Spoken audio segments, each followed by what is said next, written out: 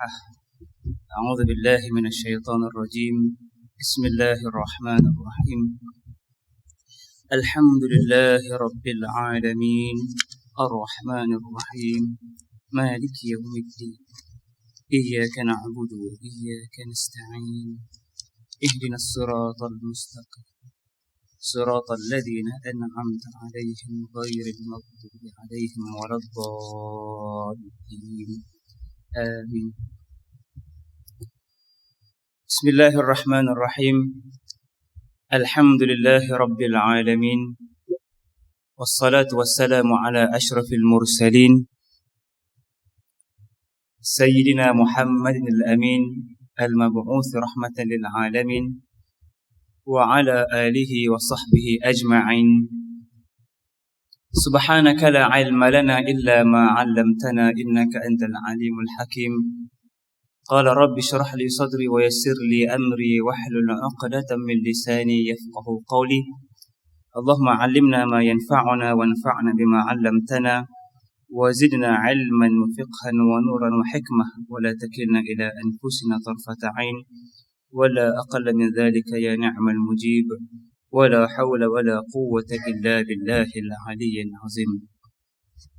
Sekali lagi Assalamualaikum warahmatullahi wabarakatuh.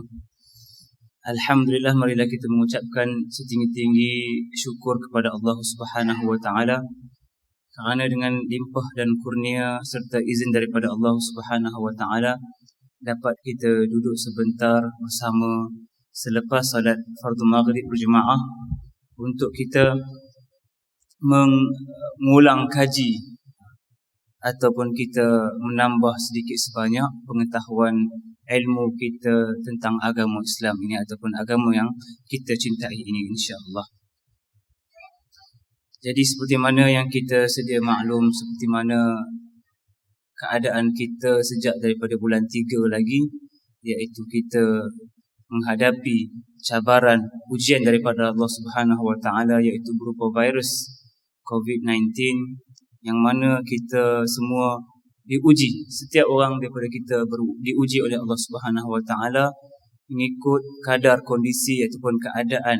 Ada orang diuji dengan diserang ataupun terkena jangkitan penyakit ini. Ada orang diuji dengan rezeki, putus rezeki, dibuang kerja dan sebagainya.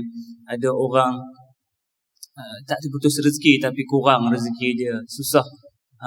Ataupun ada orang diuji dengan tidak berpeluang untuk mendapat dan memiliki sesuatu kerana COVID ataupun pandemik pada ketika ini. Jadi semua itu sebenarnya Allah nak uji kita. Allah nak uji kita tentang bagaimana kita ini sebagai hamba Allah Subhanahu wa taala yang bertawakal kepada, yang berserah kepada Allah Subhanahu wa taala dengan sebenar-benar tawakal dan penyerahan. Jadi kalau kita nak ambil erti yang mudah, kita nak faham makna tawakal, tawakal yang dikatakan oleh Imam Al-Ghazali ialah, Imam Al-Ghazali mengkategorikan tawakal ini sebagai, tawakal adalah salah satu martabat daripada martabat-martabat agama. Maknanya dia adalah kedudukan. Maknanya orang yang mempunyai sifat tawakal yang tinggi dalam diri, dia adalah orang yang mempunyai kedudukan dalam agama. Dan Imam Al-Ghazali menyebut lagi, ia adalah satu makam daripada makam-makam yang terpuji, yang makam yang diyakini oleh orang-orang yang meyakini. Jadi satu tempat yang mulia jika kita ada tawakal yang tinggi. Bahkan kata Imam Al-Ghazali, tawakal adalah kedudukan tertinggi, yakni orang-orang yang dekat dengan Allah Subhanahu wa taala. Jadi bukan senang untuk kita pada ketika ini memahami ataupun mengaplikasikan makna tawakal yang kita duk dengar ataupun yang kita sering kali ucapkan sepanjang hidup kita. Jadi dalam bab tawakal ni yang paling akrab biasanya dibicarakan, dikaitkan dengan bab rezeki. Bila sebut tawakal ni, kita sering kali akan kaitkan tawakal ini dengan bab rezeki. Yang mana manusia ini ada kalanya dia sanggup yang mempunyai pekerjaan tu, alhamdulillah lah. Jadi manusia ni ada yang Yang susah yang mana dia sanggup menghina diri dia, merendahkan martabat kemuliaan diri ataupun maruah seorang manusia ini kerana mengharap dan meminta-minta daripada orang. Seolah-olah rezeki itu ada pada manusia. Ia lupa bahawasanya rezeki dan kurniaan itu ada di tangan Allah, dalam kurniaan Allah Subhanahu wa taala. Yang mana manusia ini kadang dia bagi, kadang tak bagi. Tapi Allah Subhanahu wa taala tidak pernah putus rezekinya kepada kita. Cuma kita sedar, kita tak sedar ataupun kita sedar, kita lupa ataupun kita ingat bahawasanya rezeki Allah sentiasa Allah berikan kepada kita. Yang mana maka sebenar-benarnya kehidupan manusia itu dan seluruh ahli keluarga ataupun tanggungannya itu dalam genggaman Allah Subhanahu wa taala. Yang mana dialah yang berkuasa untuk menghidupkan dan mematikan. Maknanya nak memberi rezeki kepada kita sama ada untuk kita terus hidup atau kita mati. Seperti mana firman Allah Subhanahu wa taala, "Fa idza azamta fatawakkal 'ala Allah. Innallaha yuhibbul mutawakkilin." Apabila kamu telah berazam. Apa makna azam? Azam ini maksudnya satu kehendak, maksudnya suatu kehendak yang jitu, yang padu untuk melakukan sesuatu. Itu makna azam. Jadi fa idza azamta, apabila kamu telah berazam, maknanya kita betul-betul orang kata apa, nekat. Sebulat suara ataupun nekat bulat hati kita untuk melakukan sesuatu, maka kata Allah, fatawakkal 'ala Allah. Maka tawakallah, berserahlah kepada Allah Subhanahu wa taala. Dalam arti kata kena buat sesuatu, kena lakukan usaha, kena gigih, kena bertungkus lumus buat sesuatu, kemudian menyerah kepada Allah Subhanahu wa taala dari sudut natijah dan juga hasilnya. Innallaha yuhibbul mutawakkilin. Sesungguhnya Allah amat menyukai orang-orang yang bertawakal. Jadi kata Nabi SAW dalam sepotong hadis yang menceritakan kepada kita, nak bagi tahu kepada kita ganjaran orang yang bertawakal ni ialah syurga. Seperti mana sabda Nabi SAW, humul ladzina la yastariqun wa la yatatayyarun wa la yaktawuna wa ala rabbihim yatawakkalun. Hadis riwayat Al-Bukhari wal Muslim. Kata Nabi, orang yang masuk syurga ni, kata Nabi, ialah mereka yang tidak pernah mencuri. Buat sesuatu benda dia tak pernah mencuri. Wala yatatayyarun, dan mereka pula tidak pernah persimis. Apa itu persimis? Persimis itu meletakkan satu prasangka buruk tentang satu perkara. Kita ini biasa, kita dekat sini kita diuji. Pemikiran kita ini selalu meletakkan perkara-perkara yang negatif. Kita selalu persimis. Persimis ni maksudnya kita meletak prasangka buruk kat depan. Kita nak buat satu benda, kita tengok ada petanda yang berlaku, lalu kita pun meletakkan prasangka buruk kat depan, di depan kita. Lalu prasangka itu akan menghalang kita daripada bergerak, akan menjadikan kita tidak mahu melangkah. Kerana kita dah nampak, kita nampak petanda buruk, petanda yang tidak baik. Jadi ahli jannah, ahli syurga ni mereka tidak yatatayyarun, tidak bersikap pesimis macam tu. Wa ala rabbihim yatawakkalun, dan kepada Tuhan mereka lah mereka terus bertawakal, berserah. Jadi kalau kita nak buat apa-apa, kita jangan pesimis, jangan orang kata negative thinking lah bahasa orang putih, jangan kita berfikiran negatif. Sebaliknya kita terus melakukan apa yang kita mahukan dengan cara, dengan teknik, dengan langkah, dengan kaedah yang betul, kemudian kita bertawakal kepada Allah Subhanahu wa taala. Jadi bab rezeki ini Nabi sebut lagi dalam sepotong hadis, cerita pasal daripada Umar bin Al-Khattab radhiyallahu anhu. Rasul sallallahu alaihi wasallam bersabda, "Law annakum tatawakkaluna 'ala Allahi haqqa tawakkulih la razaqakum kama yarzuqu at-tayra taghdu khimasan wa taruhu bitanan."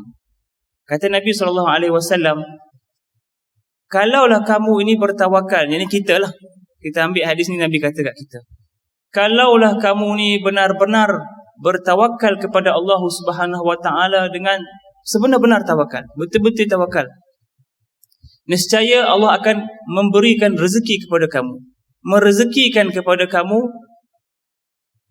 seperti mana rezeki yang diberikan kepada burung. Nah, Nabi nak ajak kita berfikir, merenung pada alam ni, tengok pada burung.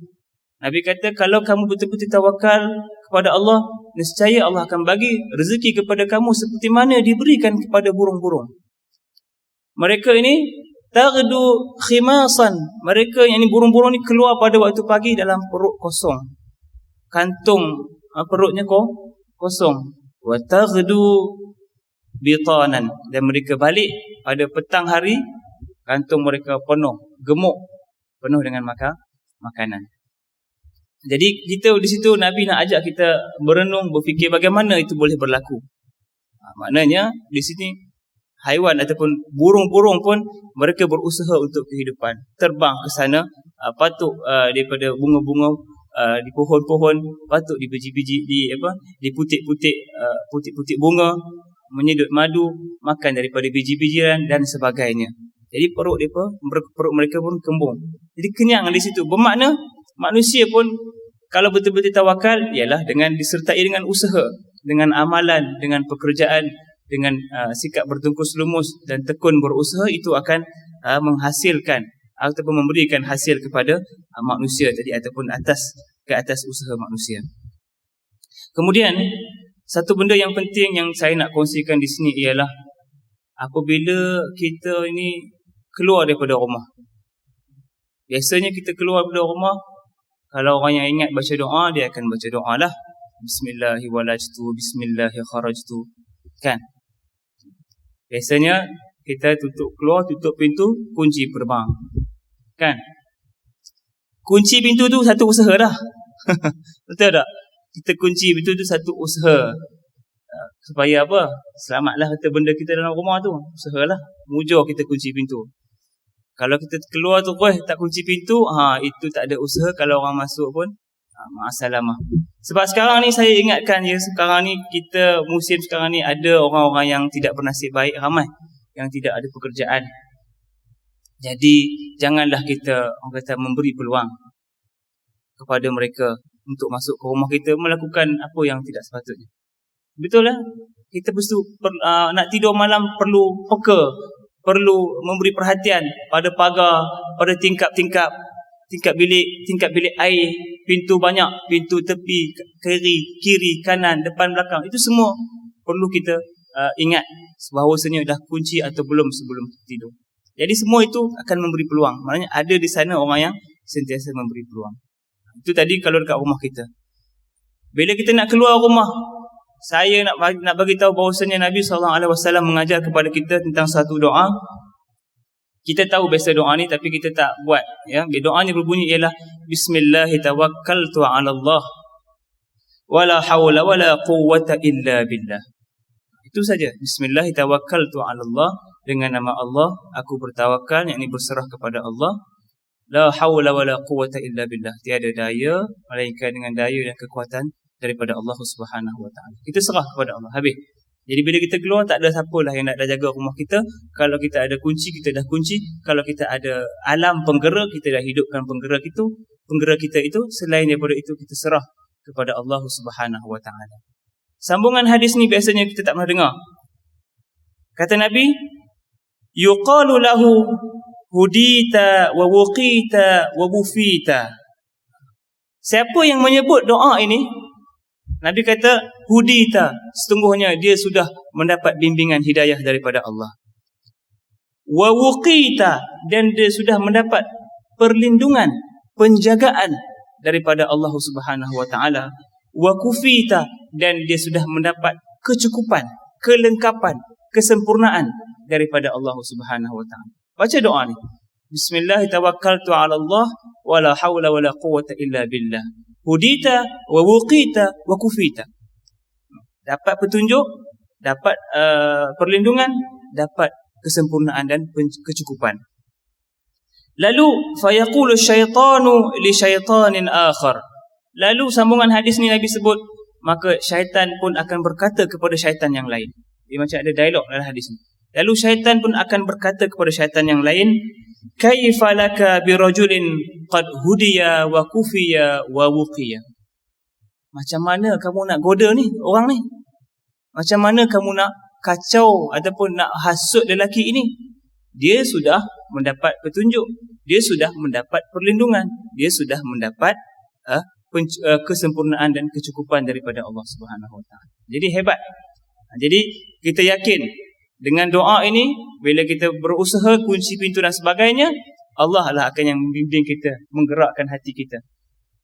Kalau kita tak sedap hati, itu adalah gerakan biasanya daripada Allah Subhanahu Wa Taala yang Allah kirimkan melalui gerakan hati untuk menjaga harta benda kita. Jadi itu syaitan akan tak dapat buat apa-apa kepada kita, sebab kita dah kita dah dapat hidayah, petunjuk, dan kita dah dapat perlindungan daripada Allah Subhanahu Wa Taala, dan kita mendapat kecukupan daripada Allah Subhanahu Wa Taala.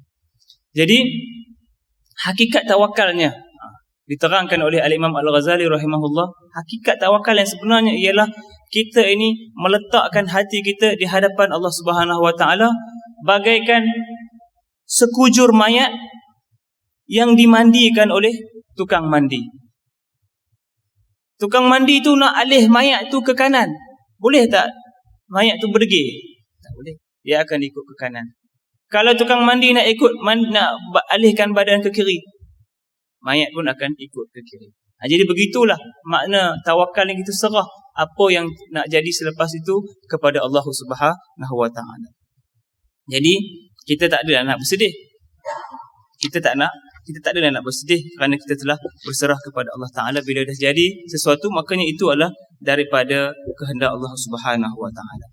Jadi berimannya ataupun di antara ciri-ciri orang beriman ialah mereka ini bertawakal ataupun sebenar-benar bertawakal kepada Allah Subhanahu Wa Taala. Dalam suratul Maidah ayat 23 Allah bagi tahu kita, wa 'alallahi fatawakkalu in kuntum mu'minin. Dan kepada Allah lah sahaja hendaklah kamu berserah. Maksudnya kepada Allah saja. In kuntum mu'minin, itu pun sekiranya kamu benar-benar beriman kepada Allah Subhanahu Wa Taala. Jadi jangan kita berserah kepada orang, jangan kita berserah kepada makhluk lain, makhluk halus dan sebagainya. Hanya kepada Allah Subhanahu Wa Taala. Jadi tawakal sebenarnya menjadi syarat kepada keimanan. Ya, sesiapa yang tidak bertawakal kepada Allah, tiadalah iman baginya. Masalah tu kalau kita mencari selain daripada Allah Subhanahu Wa Taala. Jadi kalau kita nak bertawakal selain kepada Allah, kan, katalah kita tak nak bertawakal kepada Allah, pastikan perkara yang ataupun makhluk yang kita nak bertawakal kepadanya itu selain daripada Allah itu ada 4 sifat. Yang pertama, alimun, maha mengetahui. Adakah yang selain Allah maha mengetahui? Jawapannya tak ada. Qadirun ala nasri, mampu, berkuasa, sangat berkuasa untuk membantu kita. Tak ada yang sangat berkuasa melainkan Allah Subhanahu Wa Taala. Wa rahiman bika, dan sangat belas kasihan kepada kamu. Tak ada. Huwa arhamur rahimin, hanya Allah Subhanahu Wa Taala Tuhan yang maha mengasihani. Wahadian, dan Tuhan sajalah. Dan yang keempat, ciri memberi hidayah, memberi bimbingan dan petunjuk. Tak ada 4 ciri ini. Mula-mula aliman, qadiran, rahiman, hadian, semua itu adalah sifat Allah. Jadi hanya Allah sahaja yang layak, yang berhak kita bertawakal. Jadi dalam bab tawakal ini, ada orang ambil kesempatan dengan alasan orang kata apa, berselindung di sebalik tawakal ini. Dia berselindung dengan sifat bermalas-malasan. Maknanya dia malas, segan nak buat kerja. Bahasa Kedah segan. Segan tu maksudnya malas. Kita orang Perak faham segan tu malu. Belah-belah sini faham segan malu, atau Kuala Lumpur faham segan tu malu. Tapi belah Kedah orang faham segan tu maksudnya malas. Saya segan. Bukan segan tu malu, segan tu malas. Jadi bab malas sebenarnya Rasulullah SAW juga telah memperingatkan kita. Dalam kisah seorang lelaki datang jumpa Nabi menunggang unta. Kemudian dia terus tinggalkan unta dia itu, atawakkal ala Allah. Tak tambat unta dia. Dia tak ikat unta dia. Dia tinggal di jalan. Kemudian lalu Nabi kata kepada dia, ikat dulu kemudian tawakal. I'qilha wa tawakkal. Nabi kata, i'qilha, maknanya tambat dulu unta itu. Unta ni orang tak tambat dekat tengkuk kalau kita nak bagi dia tidak lari ke mana-mana. Unta ni orang tambat dekat lutut dia. Katalah masa kaki dia tinggi panjang bila dia duduk menyorok gitu, kaki depan dia bengkok macam ni kan. Orang letaklah namanya egal. Kalau bahasa pasar Saudi dipanggil egal. Egal ni kalau kita nak tengok orang Arab pakai atas kepala yang dibubuh serban kan, lepas tu dia lilit tali warna hitam, ikutlah tali warna kuning ke, tali warna coklat ke. Itu sebenarnya adalah budaya Arab yang mana asalnya tali itu adalah iqal, tali ikat kaki unta. Yang digunakan untuk menambat unta tak nak bagi lari. Jadi lepas orang Arab ni biasanya lepas dia cabut tali tu, unta pun bangkit berdiri, dia pun tak tahu nak simpan kat mana, dia lilit atas kepala. Jadilah budaya dia. So orang Melayu kita pun kalau pergi Saudi, pergi Arab, kita pun cari tali tu nak buat, mungkinlah buat hiasan, buat kenangan kan. Tak apalah. Tapi sejarahnya ataupun asalnya tali itu adalah iqal, digunakan untuk ikat kaki unta supaya tak berlari. So Nabi kata dekat orang tu, i'qilha wa tawakkal. Ikat dulu, lepas tu baru tawakal. Jadi maknanya di situ kena ada usaha dalam melakukan sesuatu. Kita ada masalah apa-apa pun, jangan kita kata tak apa, baik esok dah selesai. Tak boleh. Mana ada benda yang boleh selesai dengan kita, orang kata kedah biapi, tak ada. Perkara akan bertambah parah tanpa kita sedari. Sebaliknya carilah jalan penyelesaian yang terbaik. Jadi telah menjadi sunnatullah dalam kehidupan ini, dalam alam ini, Allah menjadikan setiap sesuatu itu dengan asbab-asbabnya. Bukan hasil-hasil semata-mata secara mengejut, tetapi dengan asbabnya, dengan jalan, dengan cara yang tertentu yang ditetapkan oleh Allah Subhanahu Wa Taala. Kan, orang jadi alim, orang jadi pandai, sebab dia belajar. Mesti. Adalah juga yang mana dia ni adalah bakat kurniaan semula jadi daripada Allah. Ada, tapi kurang sekali. Biasanya orang jadi orang pandai ni, orang yang reti, dia belajar. Dia kena belajar. Orang yang badan sasa, dia mesti ada asbab dia. Dia pergi gimnasium, dia angkat berat, dia berlatih setiap hari. Ada asbab dia. Orang yang kita nampak soleh, orang yang baik, ada asbab dia. Dia bermujahadah setiap hari, zikrullah, bangun malam, menjaga hati, warak dan sebagainya. Maka dapatlah dia jadi orang yang soleh. Dan sebagainya. Orang yang sakit, kan, kalau dah sakit, sihat, dia mesti ada asbab dia. Boleh kalau Allah nak jadikan sesuatu itu tanpa asbab dia. Tetapi itu satu yang luar daripada kebiasaan. Adatnya, lumrahnya, kalau sakit, kita ikhtiarlah. Makanlah ubat. Saya pun sakit tekak. Nak mari sini sakit tekak. Besarnya ujian. Nak bercakap, sakit tekak. Alhamdulillah. Tadi lagi 5 minit nak mari. Buh madu 1 sudu. Selawat, bacalah doa apa yang kita tahu. Isaplah. Orang kata apa? Bahasa yang sesuai untuk minum madu ni panggil cicip. Cicip tu minum sikit biar dia lalu waktu tekak. Alhamdulillah. Bersemangat untuk bercakap lagi malam ni. Jadi kalau kita kata semata-mata yang maha perbuat itu memberikan hanyalah Allah, maknanya yang mana kesan daripada perbuatan itu bukan ubat. Contohnya orang sakit, dia makan ubat, dia sihat bukanlah kerana ubat tu, tetapi kerana kurniaan, kerana izin Allah Subhanahu Wa Taala. Tapi kalau tak ada ikhtiar, tak ada usaha, susah juga kita nak memperolehi kesembuhan itu tanpa sebarang usaha. Semacam orang yang kita renungilah. Dalam dunia ini ramai aja orang yang cerdik pandai, tapi dia tak dapat kehidupan yang elok ataupun pekerjaan yang baik. Sebaliknya ada orang yang kita tengok dia ini taklah berapa cerdik, taklah berapa pandai sangat, tapi kehidupan dia ataupun rezeki dia banyak. Sebab itulah nak bawa kepada kita berfikir bahawasanya Allah yang menentukan rezeki kita. Ya, banyak mana kita pandai pun tak tentu lagi kita akan jadi orang yang berjaya ataupun orang yang tinggi. Begitu juga sebaliknya. Sebab apa? Walau hadasa azanna an-nasu anna al-aqla yarzuqu sahibahu.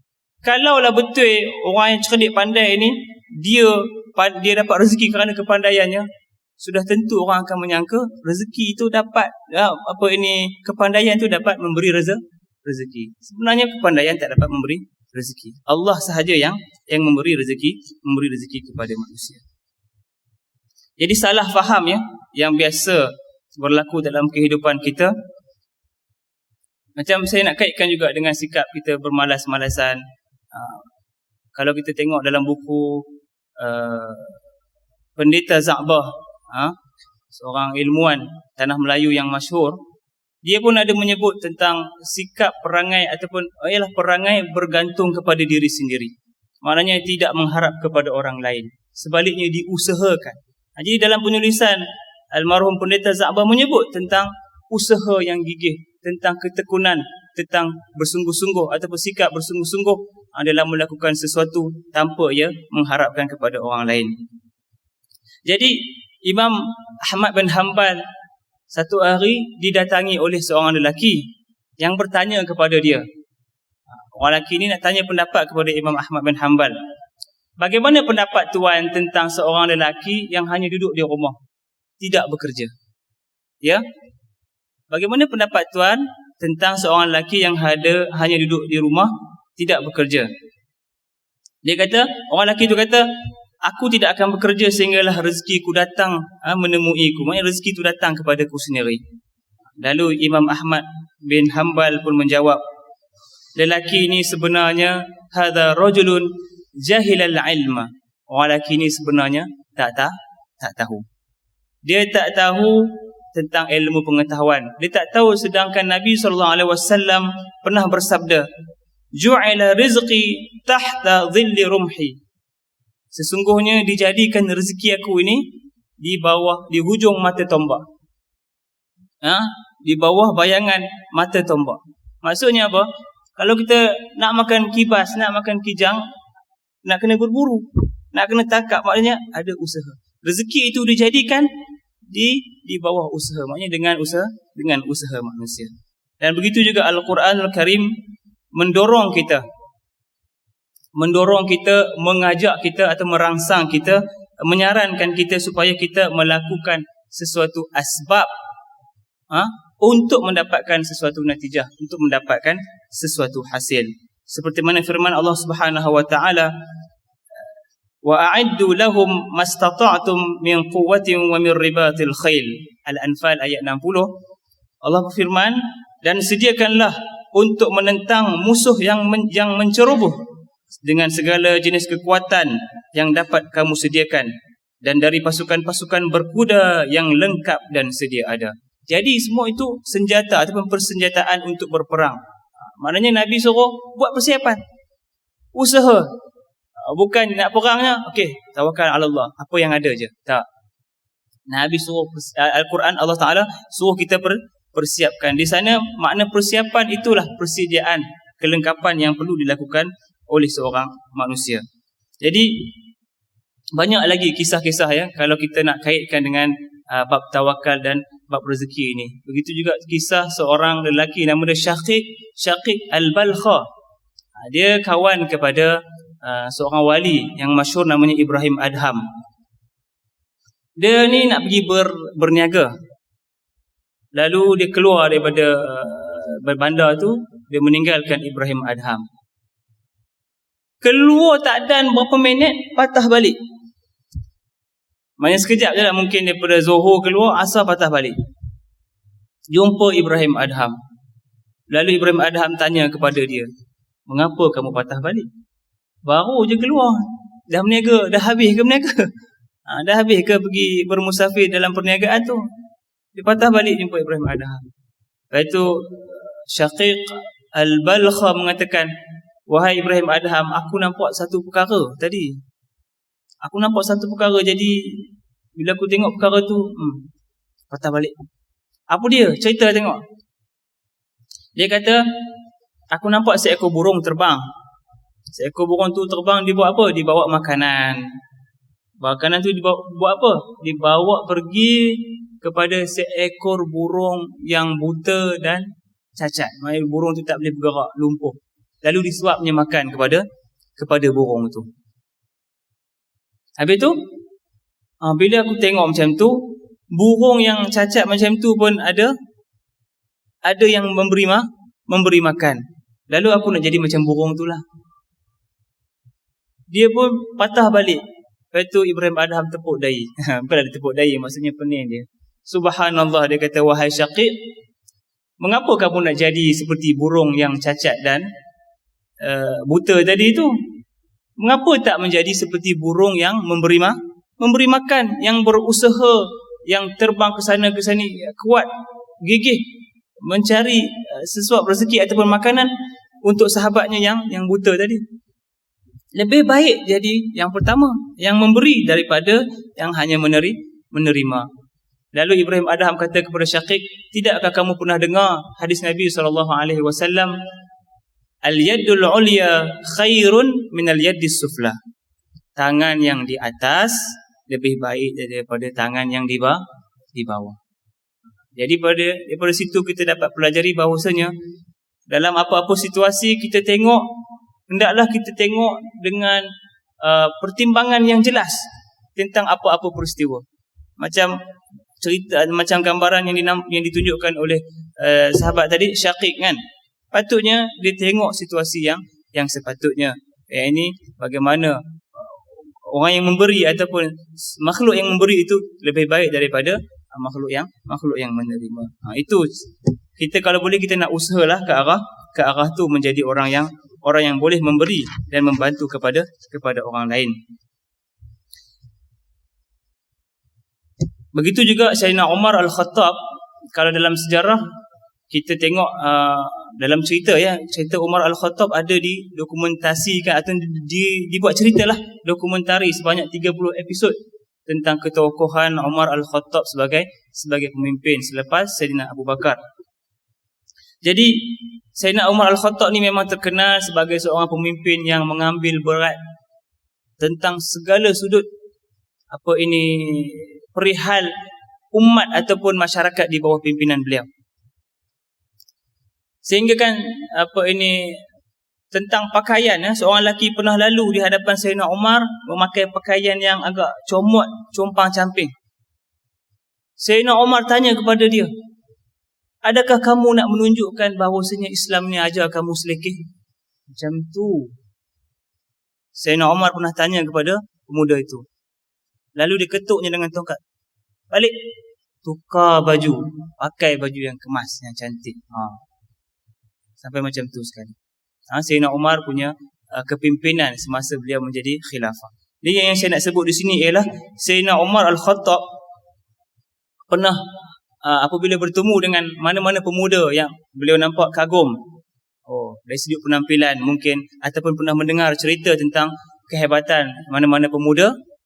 Tapi satu je soalan Sayyidina Umar kepada dia. Sayyidina Umar akan tanya, alahu hirfah, adakah lelaki ini bekerja? Soalan Sayyidina Umar kepada orang tu tentang orang tu ialah, adakah dia itu bekerja? Kalaulah orang lain, orang yang menjawab itu, tak, dia tak bekerja, saqata an ainihi, jatuh dia. Pandangan Sayyidina Umar, tak mau tengok muka orang tu. Maksudnya bagi Sayyidina Umar, bila seorang lelaki itu tidak ada pekerjaan, bagi Sayyidina Umar dia sebenarnya tidak ada maruah, jatuh daripada pandangan manusia. Begitulah penting perihalnya berusaha dan bekerja dalam kehidupan. Tapi ada orang salah faham lagi tentang makna tawakal ni, sehingga dia katakan persiapan dan persediaan itu sebenarnya kamu tidak bertawakal sepenuhnya kepada Tuhan. Kalau tawakal maksudnya tak payah buat apa-apa, semua serah kepada Tuhan. Semayang je, zikir je, kita biar semua Allah yang tentukan rezeki kita. Susah macam tu. Susah macam tu. Sebenarnya makna tawakal ni, makna kalau kita buat sebarang persediaan, kita buat sebarang persiapan, itu bukanlah menafikan makna tawakal yang sebenar. Kisah seorang abid yang zuhud, yang alim bernama Ibrahim Al-Khawwas. Dia kalau nak bermusafir, dia akan bawa jarum, bawa benang, bawa gunting dan bawa botol yang berisi air atau bekas bejana yang berisi air. Lalu seorang sahabat bertanya kepada dia, "Wahai Ibrahim Al-Khawwas, bukankah kamu ni seorang yang zuhud?" Makna zuhud tu apa pula kalau kita nak cerita sikit? Ada orang faham makna zuhud ni, dia mesti tinggalkan dunia, langsung tak ada apa-apa.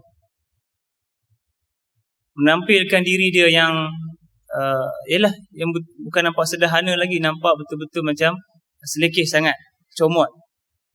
Makna zuhud kadang-kadang kita salah faham. Bila kita salah faham, kita salah menampilkan zuhud itu di hadapan dalam masyarakat dan menampilkannya sebagai tontonan umum kepada umat Islam dan bukan umat Islam sendiri. Kalau saya nak terangkan kepada sidang pendengar sekalian, makna zuhud ni ringkas saja. Saya pun dapat makna yang ringkas ni daripada guru saya ketika saya masih belajar lagi. Dia tanya saya apa makna zuhud. Saya kata macam itulah. Pakai biasa-biasa kan. Tak pakai cantik, buruk-buruk. Tak, kata dia. Bukan zuhud macam tu, kata dia. Zuhud katanya ialah antamlika dunya. Ad-dunya fi yadaika wa anta taraka. Kata dia, kamu ni orang kaya, orang yang memiliki dunia.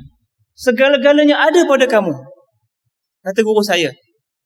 Macam Malik bin Dinar. Nama pun Malik bin Dinar. Bin Dinar, of course banyak duit. Macam tu, kata guru saya, kamu memiliki dunia. Dunia dalam tangan kamu. Tetapi kamu memilih untuk bersederhana.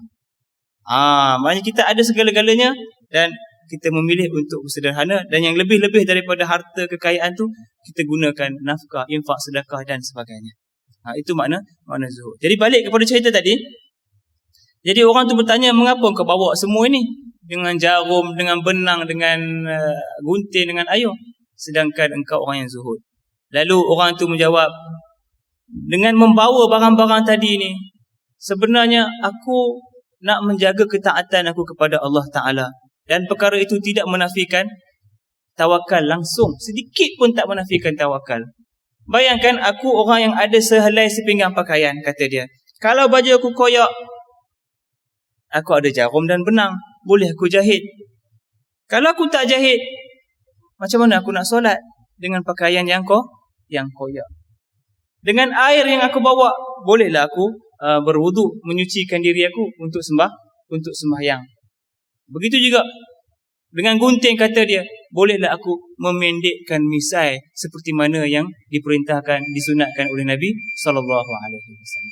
Jadi sebagai penutupnya, zuhud ni bukanlah bermakna kita mesti tinggalkan segala-galanya. Maafkan saya. Tawakal bukanlah bermakna kita meninggalkan segala-galanya. Sebaliknya, dengan usaha dan ikhtiar, usaha yang bersungguh-sungguh, tekun bersungguh-sungguh, kemudian kita serahkan hasilnya kepada Allah Subhanahu wa taala. Kita berhenti sekejap.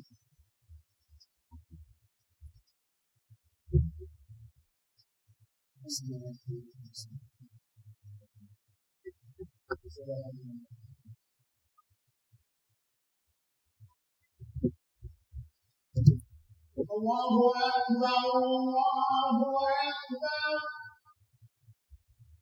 Allahu Akbar,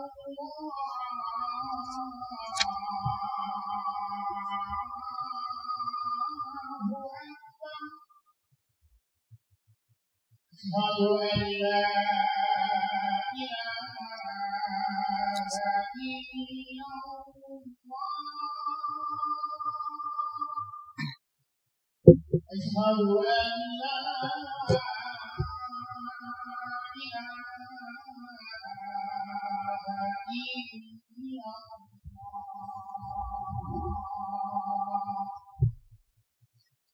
أشهد أن لا إله إلا الله.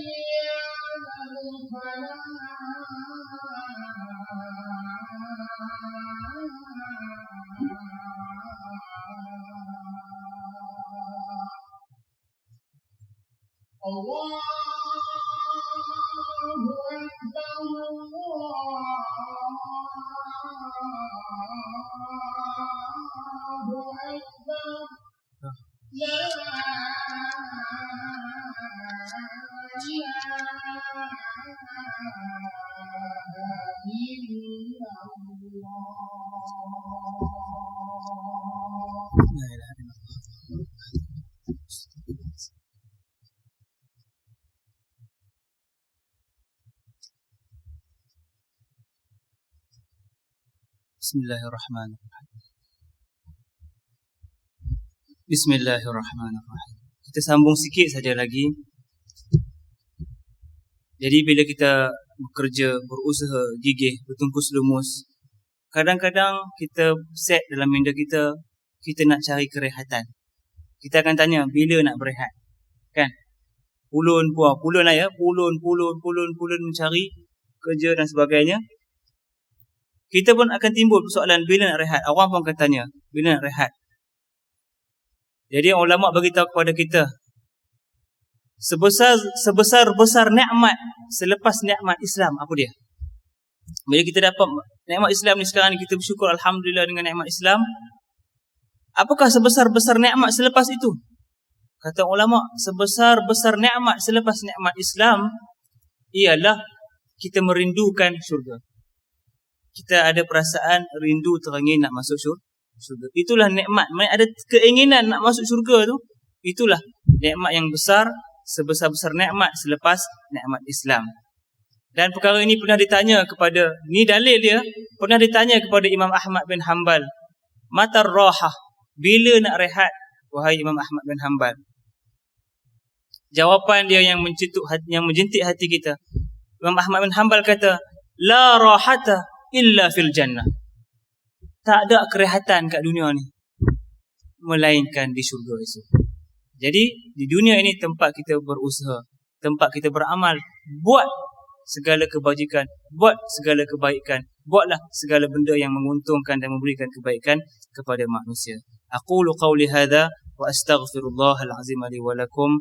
Mudah-mudahan perkongsian pada malam ini memberi manfaat, menghidupkan diri saya sendiri dan memberikan pencerahan kepada orang yang mendengar pada malam ini, dan mudah-mudahan perkongsian pada malam ini akan memberatkan mizanul hasanat, iaitu timbangan kebaikan kita di sisi Allah Subhanahu wa taala kelak.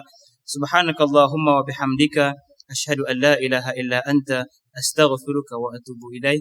Bismillahirrahmanirrahim. Wal 'asri innal insana lafi khusr illa alladhina amanu wa 'amilus solihat wa tawasaw bil haqqi wa tawasaw bis sabr.